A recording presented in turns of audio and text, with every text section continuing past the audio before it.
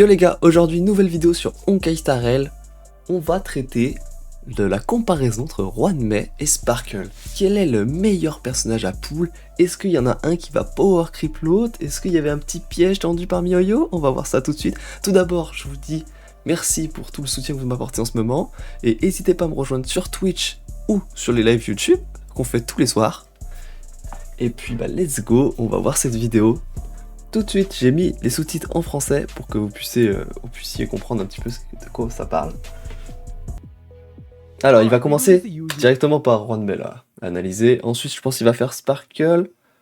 Et ensuite, une comparaison. Let's go. We start with a brief discussion of their kit and what they do, and then compare their goods and bads. So with that in mind, let's start off with everyone's new favorite girl, Ruan. Now, if you already pull her, then you guys already know how busted she is. Bon, Ruan, déjà, on va commencer par là. Le personnage est incroyable. Moi, je sais pas comment Sparkle peut power creep parce que les personnages sont différents. Mais on va voir. Je pense que Ruan a un peu plus de valeur, moi, sur le papier. Mais je sais pas. On va voir ce qu'ils nous ont dit. But those you haven't, she's like a jack of all trades, but kinda good at everything. She has damage buffs through her skills and passives. She can reduce enemy resistance, which is actually so underrated, because like when I made the analysis video, I knew how OP resistance thread is, but it actually exceeded my expectations. And like there are a lot of stuffs that you can't really confirm through calculation. Le point fort de Ruan, c'est vraiment qu'elle va buff l'intégralité de votre team sans rien faire en fait. Genre vraiment, vous faites ulti compétence, paf, toute votre team subit des buffs vraiment insane. Du coup, ça a vraiment beaucoup d'avantages. And add to that her E1, which can literally let her entire team. La E1, je la possède avec un peu de chance, j'avoue, mais ça en valait vraiment la peine parce que elle est incroyable. Vraiment, c'est un buff à toute la team, c'est future proof. Si vous l'avez, vraiment, soyez heureux.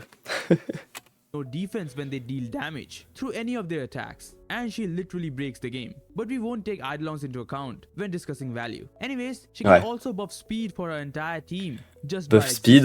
You don't need any trigger or conditions. And the funny thing is, all these are just secondary. The main thing that makes her super broken is a skill giving weakness break efficiency to all her allies. Ça, c'est vraiment and I think I've explained enough what weakness break efficiency is, so I don't think I have to explain it again. But what I'm trying to get at is that players really underestimate this buff, at least before she came out, because like initially we only used to get this buff in simulated universe and through just 1 or 2 blessings, so like we never really paid them any mind, couldn't test it properly because the blessings are so random, and it became this kind of a useful blessing that just lets you break the enemy faster. But now that we have this et surtout ça va vous aider aussi à vous défendre en fait. L'ennemi joue pas, ça c'est vraiment fort. In a character's kit, we can test new things with it, and we now see that this literally changes how we build characters. It literally gives light to all these new build ideas, like a full break effect wealth build, or just add break effect to any character as a valuable stat, like the relation between her buffs and break effect in general. Now we can see new teams using break effect stats and doing things that we never did before, like delaying the enemies so much that they literally might not take a single turn. C'est ça. Vraiment, ça c'est vraiment fort. This is not just about breaking. The enemy being broken means that they take full 100% multiplier. Oui, vous allez aussi infliger plus de dégâts. Donc c'est vraiment fort, Elle a beaucoup d'avantages. The resistance shred, and it literally improves your entire team's damage by a huge margin. Also, like this new break effect meta makes break damage so much more worth it. Elemental breaks like entanglement becomes probably the best breaks in terms of damage. Like you break the enemy faster and more often, and as you hit the enemy more and more, you're stacking that entanglement damage. And even with this aspect, Ruan lends a hand. She gives a flat 20% break effect boost to her allies just by existing. And also, on se rend pas compte, c'est dingue. The enemy again after they recover from the initial break. So they take 2 instances of damage. Her having so much in her kit and providing all that to her entire team is what makes Ruan. Oh les gars, spoiler alerte, Sparkle ne peut pas power creep Ruan, c'est pas possible. Dans tous les cas, regardez tout ce qu'elle apporte. Made such a valuable character to have in any account, and when you add the fact that from the day of her release we are discovering new stuff and new ways to play her, and there will probably more awesome teams that we can play after this video goes out. So when we take all these things into account, Ruan, in my opinion, doesn't just stay as a super valuable support, she becomes kind of a must pull, at least in my opinion. Les gars, comme je disais, vraiment Ruan c'est la définition du must pull. Vous devriez la prendre, même si vous aimez d'autres personnages et tout. Vous regretterez jamais, que ça sera un plus pour votre compte, je pense vraiment pendant très longtemps. Sparkle. Bon les gars, Now when it comes to Sparkle, gros personnage she hein, tackles aussi. another important aspect of the game, skill points. Yes, the main factor of Star Rail's combat system. Every time you press a skill, or Ah, on use l'a your vu dans la suppose vidéo to d'hier buff les your gars, damage c'est dealer, or vraiment use fort. heals, all depends on skill points, and Sparkle's whole kit revolves around this. Her ultimate generates 4 skill points for her team, and her skill is similar to Bronya's skill, where she gives action power to an ally, but instead of giving damage buff, Sparkle gives crit damage to that ally, based on her own crit damage stat, kinda like Bronya's ultimate. And she also buffs all allies damage, based on how much skill points they are using. Ah ouais, c'est vraiment when fort. you look at this, she kinda feels like the propagation path in the simulated universe. Not like it buffs basic attacks, but everything else. It gives a lot of skill points, and then buffs your damage based on how many skill points you are using. Also, Sparkle is like a quick burst character. Her ultimate cost is just 110, and her passives giving Bah, les gars, faut vraiment vous dire, Sparkle, c'est une Bronya améliorée. Enfin, moi, c'est vraiment comme ça que je la vois. Au lieu de vous utiliser des points de compétence, ça vous en générer plein. Elle va vous régler ce problème et en plus, elle va boost un peu différemment que Bronya. Ce qui est bien, parce que du coup, vous pouvez combiner les deux.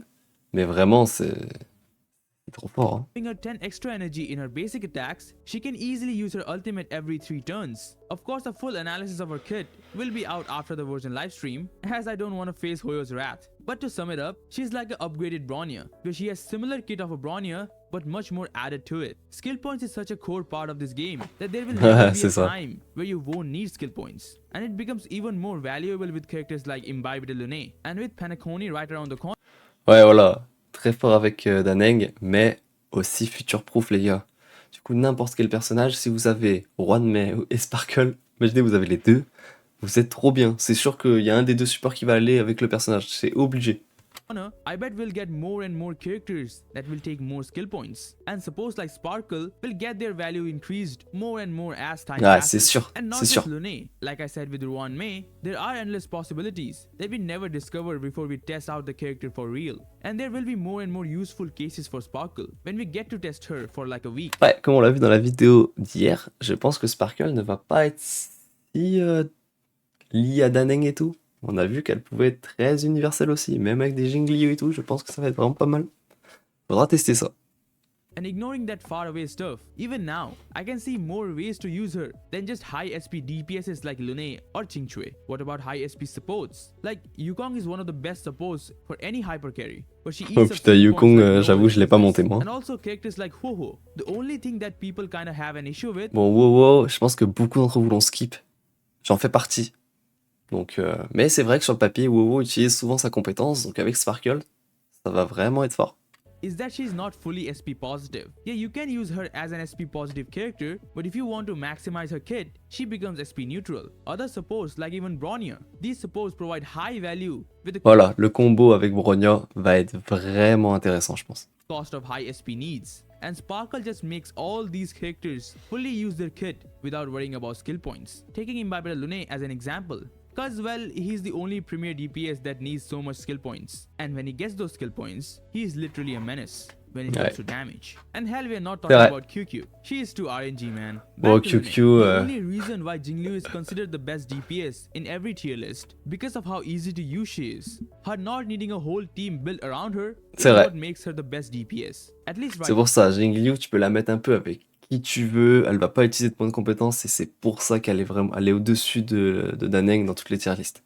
Mais avec Sparkle, Daneng peut vraiment se relancer. Mais je pense que Sparkle sera jouable avec Jingliu. Ça, on va voir sur le terrain, mais on verra.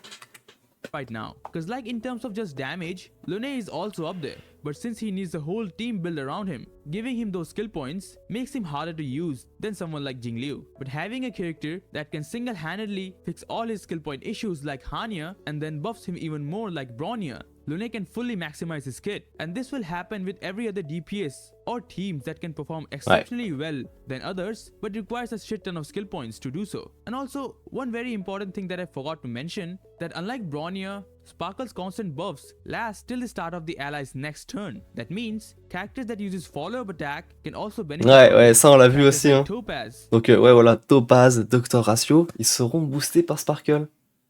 Est-ce que ça va être plus rentable que Ruan Mei? Je ne pense pas. Parce que mettre une Ruan Mei qui va booster... Après, quoique... Non, parce que Ruan Mei, on va pas l'emmener, parce qu'on va mettre Silver Wolf. Mais je pense que vous pouvez mettre Doctor Ratio, par exemple, avec Silver Wolf, et peut-être Sparkle. Mais est-ce que c'est meilleur qu'une Roi de Mai? Je sais pas. Mais en tout cas, je pense pas que ça soit meilleur qu'une Topaz.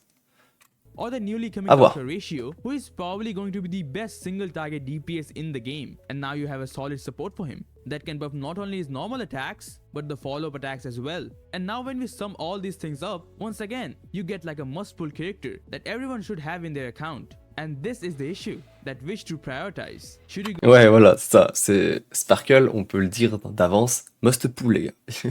Il va falloir la pull aussi, malheureusement. Bah, du coup, on peut se poser la question, bah, c'est quoi la priorité entre Ruan et Sparkle? Je pense qu'il va nous apporter go for la Ruan réponse. or Sparkle? Which one is better? Which will be a great investment in the long run? As an F2P or low spender, we can't expect to get everyone. That's why we make choices like these. So next, let's take some aspect which differentiate a bad character to a great one. Allez, let's go pour la comparaison. So the first point is going to be versatility. Yeah, the one aspect that changes everything. Ah, les One deux, hein. point that everyone talks about when dealing with these kind of questions. Which character can fit into multiple teams? And I have to say that, in this aspect, both Ruan and Sparkle comes at even. Of course, they have their own preference where they're great at, but with their vast kits, Ouais, any mais team les can deux. benefit from having one of them. Ruan having her kit focused on breaking the enemy and giving team-wide damage buffs is great for dual DPS teams and DOT teams. But Ah that's ouais, not c'est vrai, c'est vrai. Ruan Mai, en fait, elle va booster toute la team. Donc, vous la mettez au milieu, elle booste toute la team. Donc, pour les duels DPS, c'est idéal, parce que Sparkle va devoir focus un allié comme Bronya avec sa compétence. Donc pour les duels DPS, si vous mettez Jingliu Blade par exemple, Ruan Mai va être un meilleur pick que Sparkle. Pour les teams dot, évidemment les dégâts crits ça intéresse pas trop les teams dot. Donc clairement avec Kafka et Black Swan, on va vouloir mettre Ruan Mai et pas Sparkle. Mais après pour tous les hyper carry, je pense que Sparkle. say that she isn't great for hyper carry teams. Trust me, Ouais, voilà. she's just as strong there, if not better than other options like Bronya. Buffs like rest penetration and damage boost are some of the best source of damage increase in the game, and she being able to provide those to the entire team while being SP positive is crazy. On the other hand, Sparkle is more valuable in hyper carry teams. With her Ouais, voilà. consistent buffs Sparkle, and action forward, plus hyper she can carry. focus on that one ally that's dealing the damage. And also, C'est pour ça que le combo Sparkle Bronya, imaginez vous boostez votre Taneng à coup de Sparkle et Bronya vous le faites jouer tout le temps. Full skill point. Faut vraiment être fort. with the extra skill points that she provides, the team can use SP heavy supports like Bronya or Yukong, which are usually great for hyper carry teams. Also, I don't think I need to mention this, with her we can finally play the much anticipated mono quantum team. And with Ah all the ouais, new la crazy mono quantum quantum. DPSs like Shui or Qingque, Ouais. even if you don't have Zila or Fu Xuan, you can use characters like Shui or Lynx, and with the extra skill points, you don't have to hold back with QQ's huge damage. Also, she's not tied to just these kind of teams alone. We talk Les gars, je suis pas un adepte de QQ, mais effectivement, ça peut être fort avec elle. Si vous savez la jouer et tout, ça peut être pas mal. Après, il y aura toujours la bonne vieille scellée. Hein. Ça va vraiment être bien scellé. a dual DPS team with Ruan, but we can use Sparkle there as well. She might not be as insane as Ruan in that, but she still can be useful. The only place where she doesn't fit that well is DOT teams. Of course, in those Ouais, teams, en d'autres quick teams, c'est pas damage possible. buffs won't be as useful as something like rest penetration from Ruan, but right now, DOT teams sometimes fall into the heavy SP knees category, and Sparkle can be useful there. All in all, it might seem that Ruan is clearly more versatile, but when taking into account how much easier team building Ouais, c'est vrai. Sur le papier, je trouve Ruan Mai aussi un peu plus versatile. Voilà, on peut l'utiliser sur plus de teams.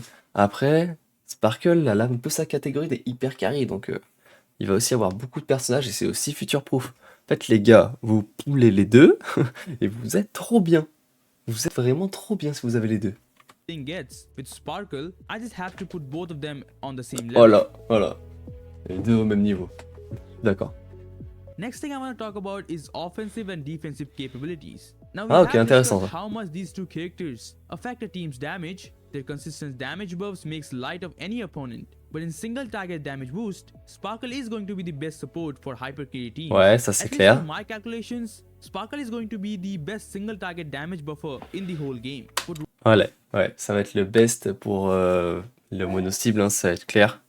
Et focus vraiment un hyper carré, c'est vraiment la clé de Sparkle. Ruan is not that far behind either. Ouais, And voilà. she's obviously Après, la one of the différence n'est teams pas that incroyable. doesn't just use one damage dealer. Right now we have Jingliu and Blade, or topaz and doctor ratio, but eventually we will get more and more DPSs, and teams with more than one damage dealers will become the meta. Also, let's just disregard the offensive side and talk about defense for a bit. We have discussed Ah, how là par insane of contre, an Ruan offensive Mei, support Ruan mieux Mei en is, défense. but few Ouais. players know that Ruan Mei is also a great defensive support as well. With her in the team, we constantly break the enemy. Ouais, playing c'est their ça. turn. En fait, vous allez break les ennemis avec Ruan Mei et l'ennemi va pas jouer. Du coup, c'est trop bien. Elle vous couvre aussi une partie défensive qui est vraiment pas à négliger dans les nouveaux modes de jeu compliqués qui arrivent, ou qu'il y a déjà. And she herself can delay the enemy's action for another turn with her ultimate. With this, we are literally not letting our enemy play the game. And in a turn-based combat system, where we have to wait for our turn to do anything, taking away that one turn from your enemy is just unfair. Like, let's say we're fighting against Kafka. She's going to dominate your character's next turn. Let's just break her, and with Ruan Mei's ultimate, she literally can't get her turn for an entire cycle. And in that cycle, you can heal your allies. Et ouais, clairement, c'est vraiment fort. Turn, it doesn't affect your team that much. Or if you have the damage, just kill her before she takes her turn, and it just ends everything. And with Ruan Mei's offensive buffs, it's possible to do so. The same can be said for any other enemy, the giant horse with the bow and arrow, or the Arumatan gatekeeper. Any boss in the game can do anything if they don't get the turn in the first place. And this is just such an insane ability to have inside a turn-based gacha game. And because of this, I just have to give this to Ruan Mei. Not just in the offensive department, like I said, they both have their own places where they excel, but this offensive aspect of her kit can be utilized by every single team out there. It does not matter if you're a hyper carry or a DOT focused team. Ruan Mei just does not have to hold back anywhere. She can fully utilize her kit in every single team. Ok, c'est pas mal, c'est pas mal. On a déjà les clés après les builds, on connaît déjà. Donc moi, ce que j'en pense vraiment, c'est que les personnages sont différents quand même. Ils sont vraiment forts, il n'y a pas de piège les gars. Ceux qui ont paniqué la miniature, non. C'est bon, votre Ruan Mei va pas être power creep dans 6 semaines, enfin dans 9 semaines. Donc ça va. Mais vraiment, l'important c'est d'avoir les deux les gars. Il va falloir pas louper Sparkle aussi. Donc vraiment, c'est dur les invocations qu'il y a à faire là en ce moment. Mais il va falloir assumer parce que les personnages sont incroyables. Et avoir les deux, c'est s'assurer de pouvoir buff tous les futurs main DPS du jeu, les gars. Donc voilà, j'espère que cette comparaison vous aura plu, vous aura aidé à voir plus clair, à prévoir vos poules.